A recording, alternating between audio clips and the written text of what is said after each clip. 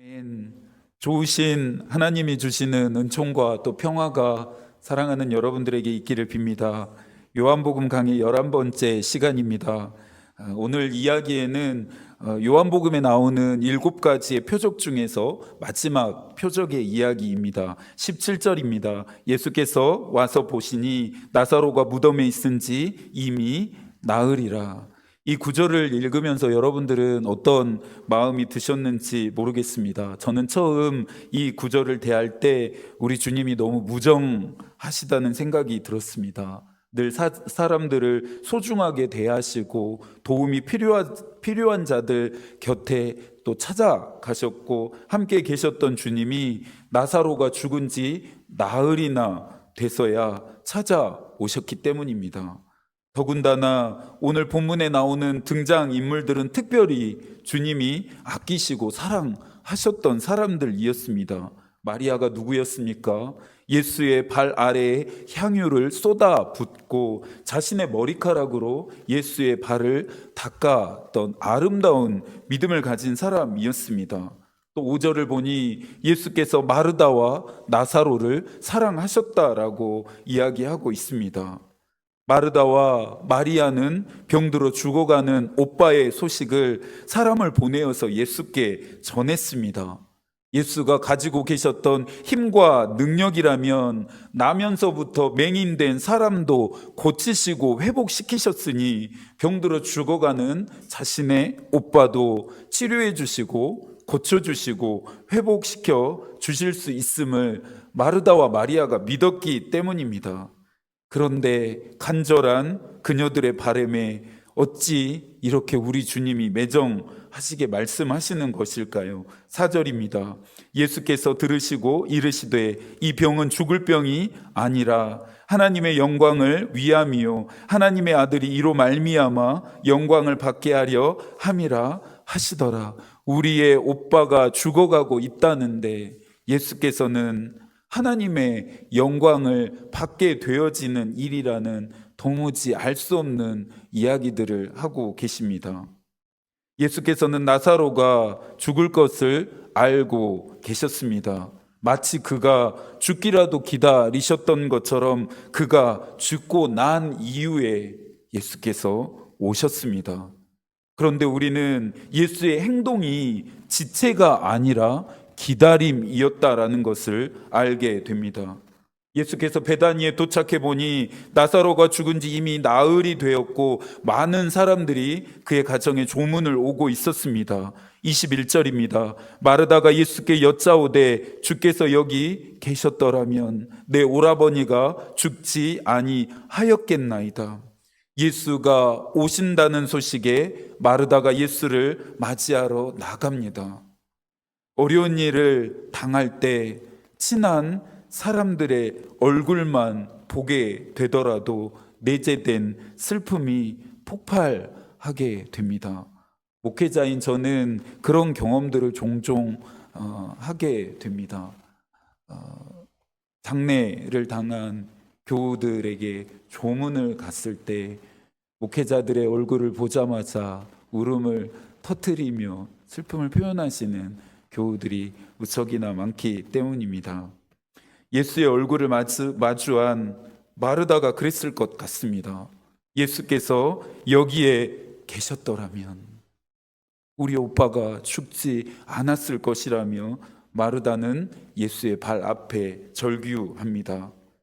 단순한 슬픔만이 아니라 믿었던 예수를 향한 원망이 서린 말이었을지도 모르겠습니다.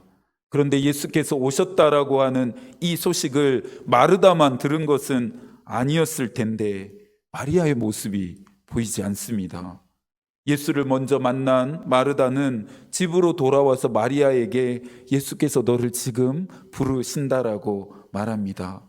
어떤 사람들은 마리아가 예수 앞에 나아가지 않은 이유가 자신들의 요청에 응답하지 않은 예수에 대한 서운함과 배신감일 수도 있다라고 말합니다. 그러나 성서는 마리아의 그런 감정까지 다루지 않는 것을 볼 때에 그것은 올바른 해석은 아닌 것 같습니다. 만약 그랬다면 마리아가 예수에 대해 서운함과 배신감을 여전히 느끼고 있었다면 29절처럼 행동하지 않았을 것입니다. 마리아가 이 말을 듣고 급히 일어나 예수께 나아가매 누구보다 예수를 기다렸던 사람은 마리아였습니다. 32절입니다. 마리아가 예수 계신 곳에 가서 배엎고 그 발 앞에 엎드리어 이르되 주께서 여기 계셨더라면 내 오라버니가 죽지 아니하였겠나이다 하더라. 마리아는 예수의 발 아래에 2번 엎드렸습니다. 한 번은 예수의 순환과 죽음을 기념하기 위해 그분의 발 앞에 엎드렸다면, 오늘은 오빠의 죽음이라고 하는 절망 때문에 예수의 발 앞에 엎드려 있습니다. 성서에 나오는 이 엎드린다라고 하는 행위는 나보다 더 크신 분 앞에서 도움을 요청할 때 보이는 행동이었습니다. 마리아도 그 마음이었을 테지요. 예수의 발 앞에 엎드린 마리아도 마르다와 같이 예수께서 여기 계셨더라면, 주님이 여기 계셨더라면 우리 오빠가 죽지 않았을 것이라는 마음을 쏟아냅니다. 마리아의 인생이 우리의 인생 같다는 생각을 해보게 됩니다. 예수의 발 아래 엎드려 있는 처연한 이 마리아의 모습이 오늘 저와 여러분들의 모습이기도 하기 때문입니다. 예수 그리스도 앞에 나오는 우리의 마음은 매일 똑같지만은 않습니다. 기쁨과 감사의 마음으로 엎드릴 때도 있습니다. 고통과 슬픔으로 엎드릴 때도 있습니다. 절망과 좌절로 그분 앞에 무너져 내릴 때도 있습니다. 그런 순간에 우리도 마르다처럼, 마리아처럼 고백하게 됩니다. 예수께서 나와 함께 계셨다면, 예수께서 나를 도와주셨다라면 나에게 이런 일은 일어나지 않았을 것입니다라고 주님께 질문하고 또 항의하고 원망하기도 하기 때문입니다. 인간은 하나님께 질문하면 안 됩니까? 인간은 하나님께 항의하고 원망하면 안 되는 것일까요? 불경한 일인가요? 벌을 받을 만한 행동인가요? 이 부분에 대해 다른 목회자들은 어떻게 설명할지 모르지만 저는 아니라고 생각합니다. 하나님이라고 하는 존재에 부딪혀서 깨어짐을 경험하는 것이 예배입니다. 예배는 세련되고 우아할 수가 없습니다. 회막 안에 대속물이 되는 제물들이 베이고 찔리고 죽임을 당하는 것처럼 예배는 나라고 하는 존재가 하나님 앞에서 완전히 해체되는 시간입니다. 어찌 보면 하나님을 향한 질문과 또 원망과 항의와 같은 것들도 결국에는 우리를 예배로 이끌게 할 수도 있습니다. 33절입니다. 예수께서 그가 우는 것과 또 함께 온 유대인들이 우는 것을 보시고 심령의 비통이 여기시고 불쌍히 여기사, 또 35절입니다. 예수께서 눈물을 흘리시더라. 이 구절들 앞에 차갑고 무정한 가슴이라 여겼던 예수의 품이 얼마나 따뜻한지를 깨닫게 되고, 그 따뜻한 품으로 깨어진 우리를 받아내고 계심을 알게 됩니다.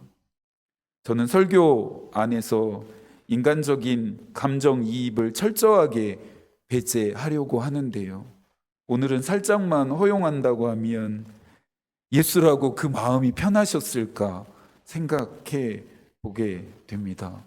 나흘이나 돼서야 오신 예수의 마음은 편하셨을까 생각해 봅니다. 하지만 감정이입은 이 정도까지여야 합니다. 이제부터 이 일을 통해 우리에게 말씀하시는 것들을 우리가 정확히 확인해야 하기 때문입니다. 37절입니다. 그중 어떤 일은 말하되 맹인의 눈을 뜨게 한 이 사람이 그 사람은 죽지 않게 할 수 없었더냐 하더라. 앞선 장에서 어떤 일이 일어났습니까? 나면서부터 맹인된 사람을 예수께서 고치셨습니다. 여전히 사람들은 예수 그리스도를 자신들의 경험 안에서만 제한하고 있습니다. 마르다와 마리아도 마찬가지였습니다. 나사로의 이 죽음이라고 하는 사건을 모든 사람들은 죽음으로 이해하고 있지만 예수 그리스도는 삶으로 바라보고 있었습니다. 요한은 계속해서 예수 그리스도가 하나님의 아들이심에 스포트라이트를 비추면서 그것을 드러내는 방식으로 7가지의 표적을 사용했고, 이 표적을 통해서 예수 그리스도의 힘과 능력이 아닌 인류에게 생명을 주시는 그분의 존재 자체를 요한은 말하고 있습니다. 왜 나흘이었을까요? 예수께서는 왜 나흘을 기다리셨던 것일까요? 이것은 하나님의 영광을 드러내기 위한 가장 적절한 때가 나흘이라고 하는 시간이었습니다. 유대인들도 우리와 비슷하게 3일간의 장례를 치릅니다.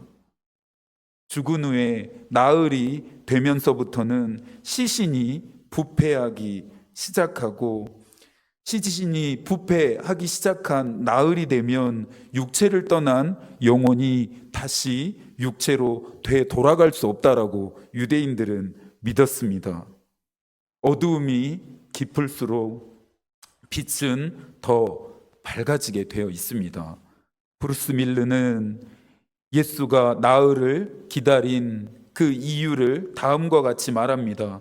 도전이 클수록 기적도 크며 그 결과 제자들의 믿음도 더 크게 강화된다. 무엇보다 이를 통해 아버지께 더 큰 영광이 돌아간다. 우리의 인생에 감당할 수 없는 고난을 만날 때가 있습니다. 아주 작은 고난도 우리의 믿음을 흔드는 무서운 위협이 되는데, 감당할 수 없는 고난이라면 그 위력의 무서움은 말할 필요도 없습니다. 고난의 또 다른 이름은 희망입니다. 고난이 클수록 성서는 우리가 더 큰 희망과 만나게 된다 말합니다.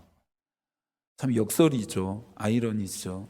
어떻게 고난이 희망이 될 수 있습니까? 그리스도인들은 이 과정을 통해서 믿음이 더욱 튼튼해지고 견고해지기 때문입니다. 이쯤 되니 나사로의 병을 두고 죽을 병이 아니라 하나님의 영광을 위함 때문이었다라고 하는 예수의 말씀하심이 이제서야 이해가 됩니다. 오늘 본문 속에서 길을 찾으려면 지금부터는 2가지를 해야 하는데요. 먼저는 하나님의 영광을 예수께서 어떻게 드러내시는지를 확인해야 합니다. 하나님이 말로 세상을 창조하신 것처럼 예수께서도 말씀하심으로 새로운 창조를 시작하십니다. 23절 예수께서 이르시되 내 오라비가 다시 살아나리라. 34절 이르시되 그를 어디 두었느냐. 39절 예수께서 이르시되 돌을 옮겨 놓으라. 43절 나사로야 나오라 부르시니. 44절 예수께서 이르시되 풀어놓아 다니게 하라. 하나님의 말로 공허와 혼돈과 깊은 흑암 가운데 창조가 시작되었던 것처럼 예수의 말씀하심으로 인해 사망의 자리에서 생명의 역사가 시작됩니다. 베다니에 있었던 모든 자들은 이제 예수를 새롭게 경험하게 됩니다. 예수 그리스도가 가진 참 능력은, 진짜 힘은 병을 고치는 정도가 아니라 죽음을 생명으로까지 바꾸시는 창조의 능력을 가지신 하나님이시라는 것을 베다니에 있었던 모든 사람들이 보게 됩니다. 25절과 26절입니다. 예수께서 이르시되 나는 부활이요 생명이니 나를 믿는 자는 죽어도 살겠고 무릇 살아서 나를 믿는 자는 영원히 죽지 아니하리니 이것을 내가 믿느냐. 두 번째로 저와 여러분이 해야 할 일은 예수의 질문에 진지하게 반응해야 합니다. 예수께서 믿으라고 하셔도 될 텐데 믿느냐며 되려 물음을 던지십니다. 질문이 사라지는 믿음은 메말라서 죽게 돼 있습니다. 믿음은 끊임없는 질문 속에서 자라갑니다. 예수께서 오늘 저와 여러분을 향해 질문하십니다. 내가 나를 믿느냐? 마르다와 마리아는 예수를 믿었습니다. 유대인들도 예수를 믿었습니다. 하지만 그 믿음은 예수께서 원하시고 바라는 믿음이 아니었습니다. 오늘 본문에서 예수께서 말씀하실 때마다 믿음을 함께 연결지어서 말씀하신다는 점에 우리는 주목해야 합니다. 예수께서 말씀하시는 믿음은, 우리에게 갖길 원하시는 믿음은 예수의 힘과 능력만을 믿는 믿음이 아닙니다. 예수 그리스도가 일으키신 그 표적 자체에 매몰되는 믿음은 하나님의 영광을 드러내기 위해 사용되어질 나사로의 죽음과는 아무런 상관이 없습니다. 그렇다면 예수께서 진정으로 말씀하시는 믿음의 내용은 무엇입니까? 42절입니다. 항상 내 말을 들으신 줄을 내가 알았나이다. 그러나 이 말씀하옵는 것은 둘러선 무리를 위함이니 곧 아버지께서 나를 보내신 것을 그들로 믿게 하려 함이니이다. 생명 되시는 예수 그리스도를 보내신 하나님을 믿게 하는 것이 나사로의 죽음을 통해 나타나게 되어야 할 결과입니다. 나사로를 살리신 이 표적이 가지고 있는 두 가지의 의미는, 첫째로는 예수 그리스도가 하나님 되시는 그 권위를 드러냈다라는 것과, 둘째로는 예수께서 하나님의 일을 완성하심으로써 하나님께 영광을 안겨드렸다라는 것입니다. 예수께서 행하신 모든 표적들은 기존의 것을 새롭게 바꾸시는 형태로 나타났습니다.